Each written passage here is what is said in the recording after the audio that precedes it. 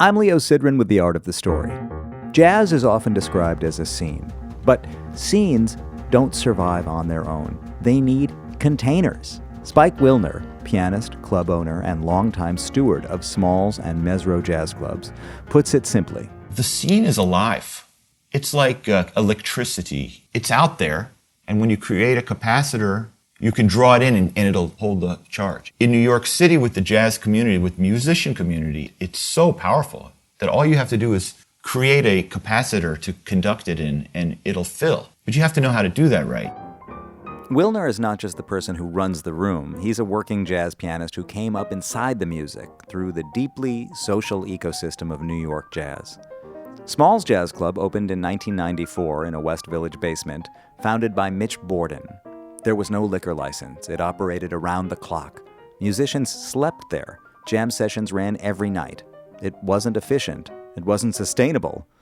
But it was alive. A generation of jazz musicians cut their teeth in that room. After 9/11, New York changed. Rents exploded. Smalls went bankrupt. For a time, it disappeared. When it returned, it did so under new stewardship, Borden alongside Wilner. Eventually, the ecosystem expanded. Wilner opened Mezzrow, a listening room, piano-oriented club down the street from Smalls, inspired by the intimate jazz rooms of another era.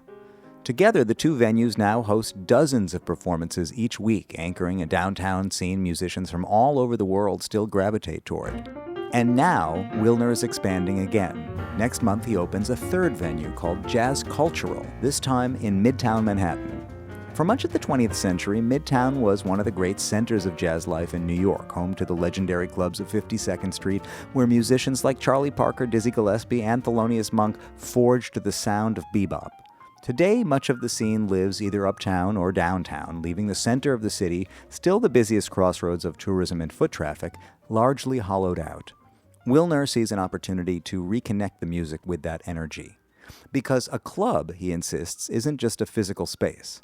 When you use the word club, it really means club. It's like, like a club of people that come together to be in the club. It's not about a performance space where you sit for an hour set and then are escorted out and then shuffled in a new set and then out. I think that's like a very corporate way of doing the thing. Spike Wilner is a practical manager. He's vocal about what he thinks. He runs his businesses with a directness shaped by decades on both sides of the bandstand.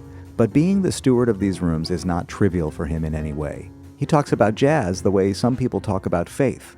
Jazz is like a religion. It really is. Mm-hmm. It's religious people. It's also like a monastery. It's also like the monks and the laity, and there's senior masters and there's neophytes. And I believe, if properly administered, that jazz music could be the saving grace of humanity, because music is a language that communicates to all humans equally, that can hear it. Jazz, he says, offers a way to communicate without words, across borders, cultures, and ideologies. It can be a key to world peace because you can communicate wordlessly. The people that hear jazz are all over the world. It's everywhere you go, you'll find jazz people. And maybe that's why Smalls, and now Mezzrow, and soon Jazz Cultural continue to grow. Not because the scene needs saving, but because it always needs a place to gather, a place where the current can flow. You can hear my full Third Story podcast conversation with Spike Wilner at WBGO.org. I'm Leo Sidran, WBGO News.